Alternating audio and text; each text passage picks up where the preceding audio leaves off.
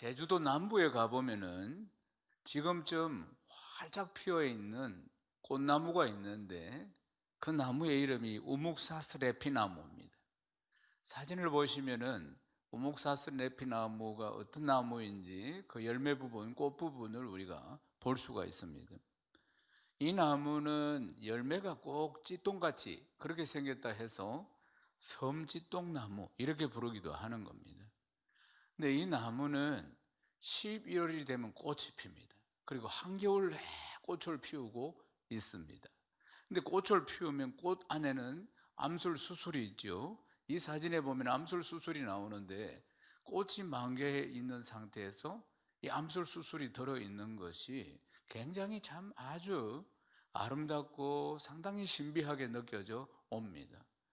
이 우목사스레피나무 꽃에 이 꽃말이 뭐냐면은 기억 속의 색이다, 이런 뜻을 가지고 있습니다.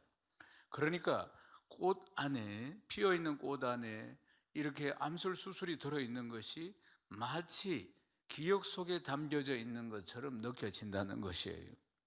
그러니까 이 꽃말을 알고 있는 사람들은 이제 그 꽃을 보면은 이제 기억을 또 새롭게 되살리는 그런 의미를 주기도 하는 것이에요. 그럼 이 꽃이 언제 핀다고 했습니까? 11월쯤 피는 거예요. 한겨울 내 피어 있으니까. 그러니까 한 해를 마무리하면서 이 꽃을 보면은 기억이 새로워지는, 한 해를 또 돌아보는 그런 의미들을 가지고 있다는 것입니다. 사랑하는 여러분, 우리는 이 한 해, 어려운 이 한 해를 살아가면서 살아온 기억들이 우리 안에 남아 있습니다. 물론 인생은 망각의 존재이기도 하지만은, 그러나 올 한 해 일어났던 일들은 많은 기억 속에 지금 남아 있을 거예요. 사랑하는 여러분, 여러분 기억 속에 남아 있는 이 한 해를 살아가면서 여러분 기억 속에 남아 있는 게 어떤 것들입니까? 물론 감사했던 일들, 즐거웠던 일들, 이런 일들도 또한 기억 속에 남아 있겠지만은, 유달리 코로나 때문에 어려웠던 이 한 해에 여러 가지 어려운 상황들, 그 상황 가운데 경험했던 그런 기억들도 많이 남아 있을 것이라고 봅니다. 사랑하는 여러분, 우리가 이 마음판에 이 기억을 새기게 되는데 어떤 것을 새겨야 하는가 하는 것이에요. 오늘 말씀의 큰 주제가 바로 이런 이야기입니다. 사랑하는 여러분, 올해 오늘 마지막 주일 이 예배에서 우리가 마음에 새겨야 할 것은 오직 하나, 하나님의 은혜임을 믿습니다. 사랑하는 여러분, 이 한 해 동안 나에게 베풀어 주신 은혜를 한번 기억해 보십시오.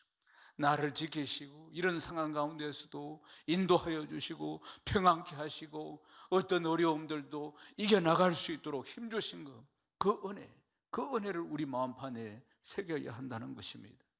어찌 이 안에 은혜 없이 살 수 있었겠습니까?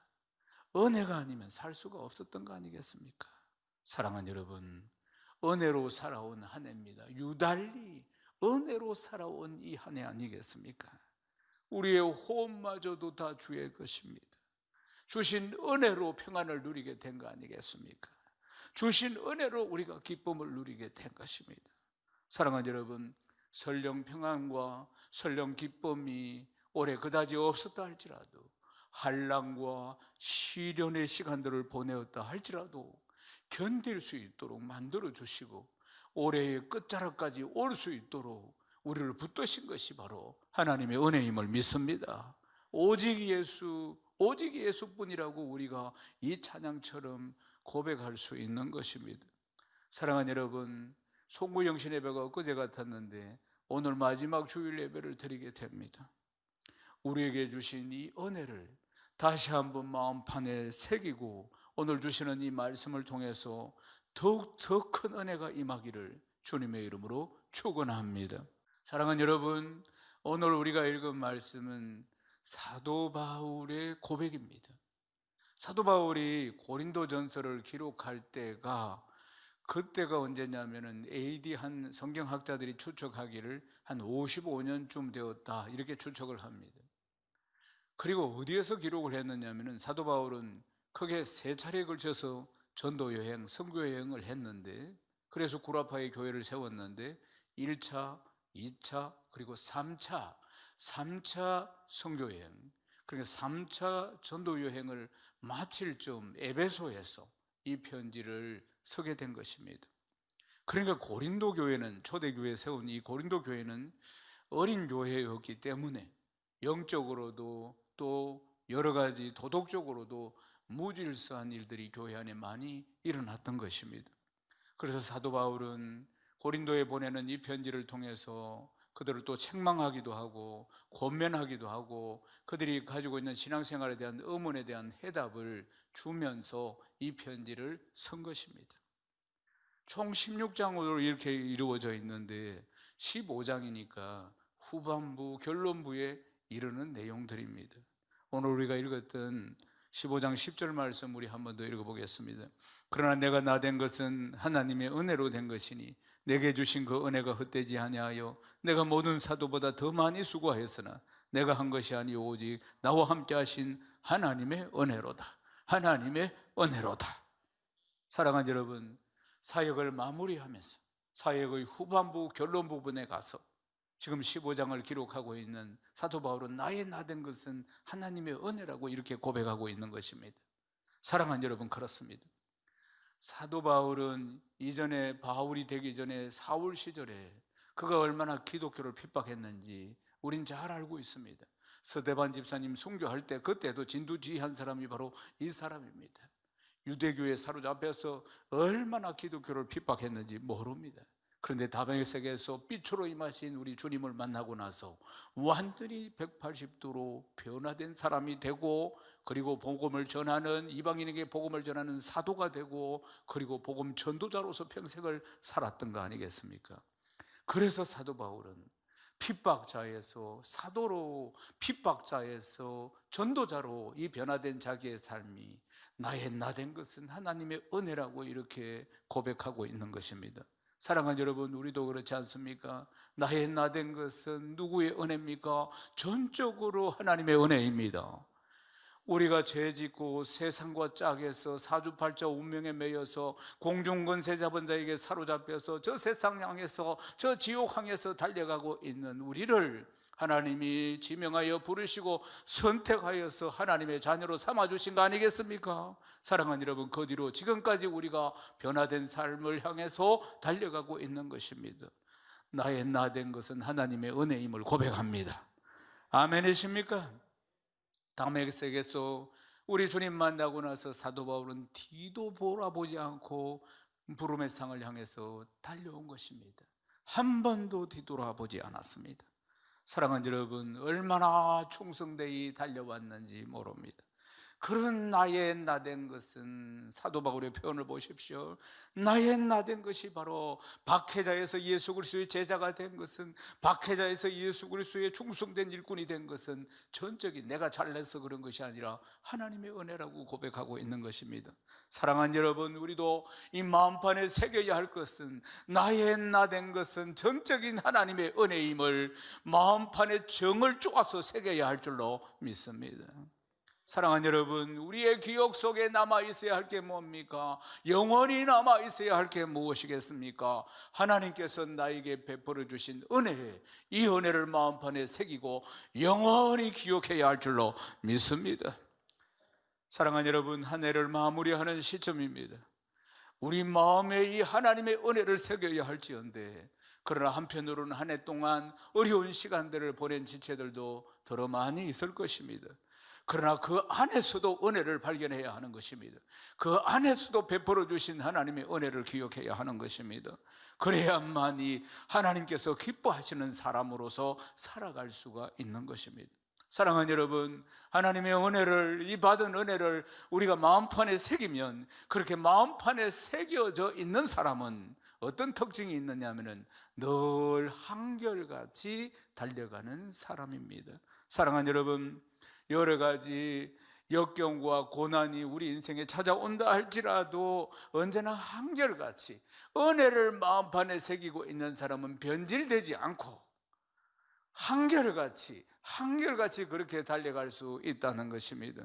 하나님의 은혜를 기억하기 때문에 여러 가지 고난 가운데서도 하나님이 나를 지켜주시고 그 시련 가운데서도 하나님이 나를 건져주실 것이라는 것, 이전에도 그렇게 건져주셨기 때문에 그것을 기억하고 교만하지 않고 겸손하게 좌절하지 않고 낙심하지 않고 그렇게 달려갈 수 있는 것입니다. 빌립보서 4장 12절 말씀 함께 읽겠습니다. 나는 빛에 처할 줄도 알고 풍부에 처할 줄도 알아. 모든 일과 베푸름과 배고픔과 풍부와 궁핍에도 처할 줄 아는 일체의 비결을 배웠노라. 일체의 비결을 배웠노라. 사도 바울이 궁핍함에도 처하고 때로는 부요함에도 처하고 그런데도 일체의 비결을 배웠다. 언제나 궁핍할 때도 낙심하거나 좌절하는 것이 아니라 하나님의 은혜를 붙들었고, 풍부할 때는 잘 나갔어, 풍부하다, 교만해지는 것이 아니고, 사람은 쉽게 교만해지는데 결코 변질되지 않고 한결같이 모든 것이 하나님의 은혜임을 깨닫고 달려갔다는 것입니다. 그게 일체의 비결이라는 것이에요. 사랑하는 여러분, 우리는 구약 성경에 나오는 인물 중에 요셉이라는 인물을 압니다. 야곱의 아들 요셉 말이에요. 정말 요셉의 인생은 보면 정말 드라마틱합니다. 드라마 한 편보다도 더 다이나믹하다고 볼 수가 있겠습니다. 요셉, 많은 형제들 중에서 아버지로부터 특별히 사랑을 받았습니다. 그래서 그 아버지가 채색 옷을 야곱이 지어서 입히고 아주 특별하게 사랑을 퍼부었습니다. 그런 것 때문에 형들로부터 질투와 시기를 받게 되고, 결국은 그 형들이, 질투 시기 많은 형들이 죽이려고 하다가 노예로, 종으로 팔아버리지 않습니까? 사랑하는 여러분, 그러나 결국은 우여곡절 끝에, 정말 드라마틱한 우여곡절 끝에 애굽의 총리가 됩니다. 그때 요셉의 나이가 30이었습니다. 사랑하는 여러분, 총리의 자리에 올랐을 때도 역시 하나님이 지혜와 총명함을 더하여 주어서 그렇게 정말 왕을 보필하면서 아주 국정을 잘 아주 그냥 해나간 거 아니겠습니까? 사랑하는 여러분, 그는 언제나 내가 총리가 된 것 다 하나님의 은혜임을 한 번도 잊지 않고 살았다는 사실입니다. 창세기 45장 7절 말씀 읽겠습니다. 하나님이 큰 구원으로 당신들의 생명을 보존하고 당신들의 후손을 세상에 두시려고 나를 당신들보다 먼저 보내셨나니. 아멘. 이 말씀이 기록된 장면은 가나안 땅에 이제 이 기근이 왔어요. 그래서 이 야곱이, 그 아버지가 아들들에게 가서 애굽에 가서 식량을 구해오라고 했는데, 그래서 야곱은 이제 요셉은 저 보좌 위에 있고 형들이 와서 이제 엎드려서 경배하면서 식량을 살려고 하는 이야기들 속에서 이제 이런 이야기가 서로 만난, 이 속에서 지금 요셉이 하는 이야기입니다. 사랑하는 여러분, 요셉은 무슨 이야기를 합니까? 하나님의 은혜였고 그리고 하나님의 계획이었다고 이렇게 이야기하는 것입니다. 자기가 형들이 노예로 팔아서 애국까지 온 것, 이 모든 것들이 다 하나님의 은혜요, 하나님의 섭리, 하나님의 계획이었다고 요셉이 이야기하고 있는 것입니다. 그러니까 요셉은 마음판에 은혜를 새기고 산 사람이라는 겁니다. 복수를 새기고 산 것이 아니고, 형들 내가 살아서 남는다면 형들 내가 그냥 두지 않으리라, 이런 복수가 아니라 은혜를 마음속에 새기고 살았던 것을 이 말씀을 통해서 확실히 우리가 알 수가 있는 것입니다. 사랑하는 여러분, 그 은혜 안에 거하면서 그 은혜 안에 거하는 사람의 따라오는 삶이 뭡니까? 감사하는 삶이지요. 그렇게 살았던 것을 볼 수가 있습니다.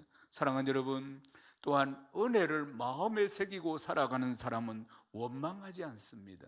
은혜를 마음에 새기고 살아가는 사람들은 특징이 나타나는데 원망하지 않는 것이에요. 사랑하는 여러분, 우리 인생이 참 만만치 않습니다. 어려움과 역경들이 난데없이 찾아오기도 하는 것입니다. 그런데 어려움과 또 역경이 찾아온다 할지라도 절대로 원망하는 죄를 범하지 않는 것이에요. 욥을 한번 살펴보십시다. 구약에 나오는 욥은 동방의 의인이라고 불렀습니다. 성경은 욥을 소개하기를 온전하고 정직하고 하나님을 경외하고 악에서 떠난 사람이다, 이렇게 표현하고 있습니다. 그리고 동방의 거부였습니다. 재산이 보면은 양이 7,000마리, 낙타가 3,000마리, 소가 500결이, 암나귀가 500마리, 종도 수없이 많이 있었습니다. 동방의 거부였어요. 그런데 이 욥은 늘 하나님을 경외하며 살았습니다. 그리고 하나님은 그렇게 살아가는 욥의 삶을 기쁘게 받으셨던 것입니다. 사랑하는 여러분, 그런데 그에게 난데없이 시험이 찾아왔습니다. 그 많던 재산이 하루아침에 다 소멸되었습니다. 그리고 그 자녀들도 하루아침에 다 잃었습니다. 세상 다 떠난 것이에요. 그리고 몸이라도 건강하면은 그래도 살아볼 뻔한데 머리부터 발끝까지 악창이 났습니다. 한센병과 같은 그런 악창이 났다는 것이에요. 그런데 아내가 뭐라고 이야기합니까? 하나님을 저주하고 그냥 죽으라고 그러면서 아내도 떠나버렸습니다. 사랑하는 여러분, 더 이상 인생에 이렇게 더 암담한 삶이 있겠습니까? 정말 그렇게 부요하게 살다가 하루아침에 이렇게 완전히 망해버린 것입니다. 건강도 다 잃어버린 것입니다. 모든 걸 다 잃어버렸어요. 사랑하는 여러분, 욥의 아내가 말한 것처럼 욥이 할 수 있는 일은 그냥 하나님 원망하고 저주하고 자기 목숨을 끊는 거, 그거 외에는 할 것이 별로 없는 그런 상황에 실제로 처했다는 사실입니다. 그런데 욥은 이런 상황 가운데서도 하나님의 은혜를 기억하고 있었던 것입니다. 욥기 1장 21절에서 22절 함께 읽겠습니다. 이르되 내가 모태에서 알몸으로 나와 싸운즉 또 알몸이 그리로 돌아가올지라. 주신이도 여호와시요 거둘신이도 여호와시오니 여호와의 이름이 찬송을 받을지어다 하고 이 모든 일에 욥이 범죄하지 아니하고 하나님을 향하여 원망하지 아니하니라. 원망하지 아니하니라. 이런 상황인데도 욥이 범죄하지 않고 하나님을 향해서 원망하지 않는, 참으로 주신 분도 여호와요 거두어 가시는 분도 여호와라고 고백하고 있는 모습을 보십시오. 그러면서 여호와여 찬송을 받을지어다. 주신 분도 여호와 하나님, 가져가시는 분도 여호와 하나님, 그러므로 찬송을 받을지어다. 사랑하는 여러분, 결코 하나님을 원망하지 않는 이 모습을 보십시오. 이런 상황 가운데서도 하나님을 원망하지 않는 사람, 사랑하는 여러분, 마음판에 은혜를 새기고 있는 사람의 특징인 것입니다. 사랑하는 여러분, 마음판에 하나님의 은혜를 새긴 사람, 항상 하나님의 은혜를 기억하는 사람은 주께서 주신 그 은혜를 기억하고 늘 충성하는 사람인 것입니다. 제가 몇 년 전에 이제 우리가 비전이 12전선, 전 세계 12전선의 선교센터를 세워서 세계 복음화를 이루는 것이 우리의 비전이기 때문에 구라파 쪽에다가 어디에다 센터를 세울까 기도하고 고민하던 끝에 우리 선교팀들과 함께 영국을 갔습니다. 그래 영국을 상황을 쭉 돌아보다가 스코틀랜드로 갔는데, 스코틀랜드 에딘버러에 가니까 보통 이제 서양 사람들은 교회가 있으면은, 동네에 한복판에 교회가 있으면은 교회 마당 이쪽 편에 보면은 이게 공동묘지가 있습니다. 사람들이 보면은 교회가 공동묘지, 한쪽에는 묘지가 있는 거예요. 교인들이 다 이제 세상 떠나면 거기다 다 묻는 것이죠. 에딘버러에 가니까 교회가 있고, 오래된 교회가 있고, 그리고 옆에 공동묘지가 있고, 근데 거기에 공동묘지 앞에 그러니까 이 강아지 상이 하나 탁 있는 거예요. 강아지. 근데 그 보면 사연이 탁 적혀 있더라고요. 강아지 이름이 봅입니다. 이 강아지인데, 봅이라는 강아지인데 이게 사연이 있었습니다. 이 강아지의 주인이 존 그레이라는 사람인데, 이 강아지를 그렇게 사랑하고 아꼈어요. 여행 갈 때도 같이 데리고 가고 그랬는데, 이 보비가 2살이 되었을 때 이 스코틀랜드 에딘버러 여기에 이제 이 주인이 개를 데리고 여행을 온 거예요. 그런데 그만 아주 급하게 병이 걸려가지고 어쩔 수 없이 막 손쓸 시간도 없이 객사를 하게 되었어요. 그래서 그 교회 마당에 있는 묘지에 묻는데 이 보비가 그걸 다 지켜본 거죠. 그리고 이제 장례를 다 치렀는데 그날부터 14년 동안 이 보비가 밤이 해가 지면은 오는 거예요. 와서 주인의 묘지 옆에서 주인을 지키고 있는 것이에요. 그 묘지를 14년 동안 지키는 거예요. 14년 동안 지킨 이유는 14년 뒤에 세상을 떠났기 때문이에요. 그러니까 하루 이틀도 아니고, 그러니까 자기 주인을 지킨다고 이 개가 오는 거예요. 그러니까 이게 스코틀랜드 전역에 다 소문이 났습니다. 보비 살아있을 때. 그리고 영국 전체에 소문이 났어요. 그리고 구라포 전체에도 막 이런 소문이 났습니다.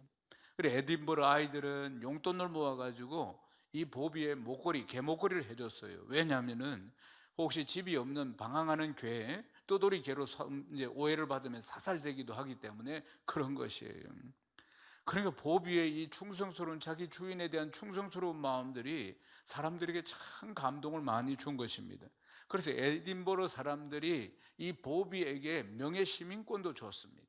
살아있을 때 보비에게 명예시민권도 주고, 그리고는 또 보비가 세상을 떠나고 나서는 이제 특별히 허가를 해서 이제 자기 주인 옆에 같이 묻히는, 그렇게 묘지를 설 수 있도록 그렇게 허락도 되고, 그리고는 그 묘비만 선 게 아니고 동상도 같이 만들어서 충성된 이 강아지, 이 개를 기념하는 그런 이제 동상도 세웠다는 것입니다. 사랑하는 여러분, 충성이 무슨 뜻입니까? 받은 은혜에 보답하는 순수한 행동, 받은 은혜에 보답하는 순수한 행동이 바로 충성인 것입니다. 사랑하는 여러분, 충성된 사람에게는 하나님이 더 크고 놀라운 은혜를 베풀어 주시는 것입니다. 여호수아 14장 9절 말씀 읽겠습니다. 그날에 모세가 맹세하여 이르되 네가 내 하나님 여호와께 충성하였은즉 네 발로 밟은 땅은 영원히 너와 네 자손의 기업이 되리라 하였나이다. 아멘. 모세가 갈렙에게 한 말입니다. 헤브론 산지, 가나안 땅을 정복하는데 헤브론 산지가 가장 험하고, 헤브론 산지를 정복하기 위해서는 엄청나고 큰 싸움을 벌여야만 했습니다. 그러니까 아무도 헤브론 산지, 이제 가나안 땅을 배치를 하잖아요. 다 이제 구역을 나눌 때 아무도 헤브론 산지 쪽으로는 안 가려고 하는 거예요. 그런데도 충성된 사람 갈렙은 이 산지를 내게 주소서, 이 찬양이 바로 여기에 나오는 겁니다. 이 산지를 나에게 주십시오. 하나님이 약속하신 땅입니다. 그러면서 아무도 싸우고 싶지 않는 그 헤브론 산지를 차지하기 위해서 앞장서서 믿음으로 충성된 종인 갈렙이 나아갔다는 것입니다. 결국은 헤브론 산지를 차지하게 되고, 헤브론 산지는 지금의 지명 이름은 예루살렘입니다. 지금은 예루살렘이라고 부르고 그 당시에는 헤브론 산지였던 것입니다. 사랑하는 여러분, 결국 믿음으로 충성된 종인 이 갈렙이 그 땅을 차지하게 된 것입니다. 사랑하는 여러분, 우리가 주님의 은혜를 기억한다면, 우리가 주님의 은혜를 마음판에 새기고 산다면 충성된 사람이 되는 것이 당연한 줄로 믿습니다.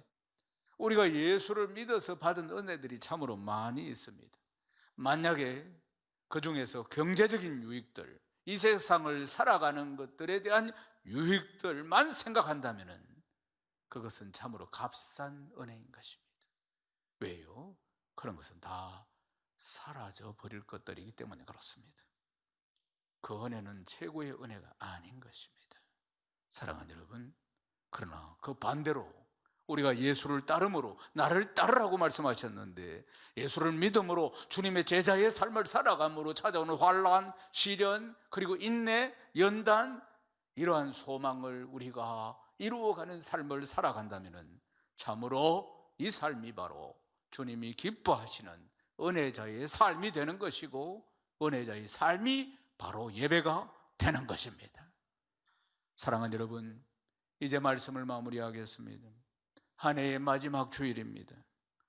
주님께서 이 한 해에 베풀어 주신 은혜만을 내 마음판에 새길 수 있기를 주님의 이름으로 축원합니다.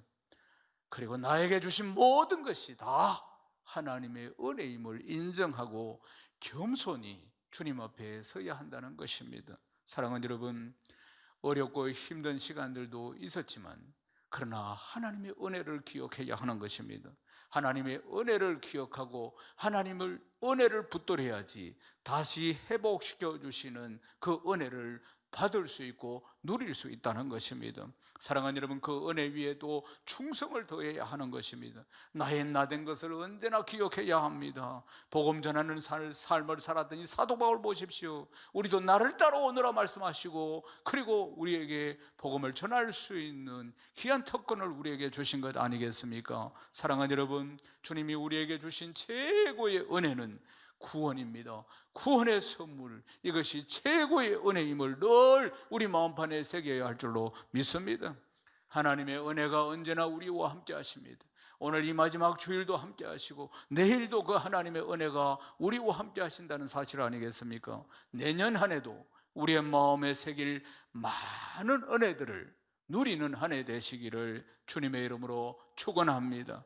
또 그 은혜들을 마음에 새겨서 주님을 더 부지런히 따라가는 삶을 살아가는 복된 성도 되시기를 주님의 이름으로 축원합니다. 축원합니다.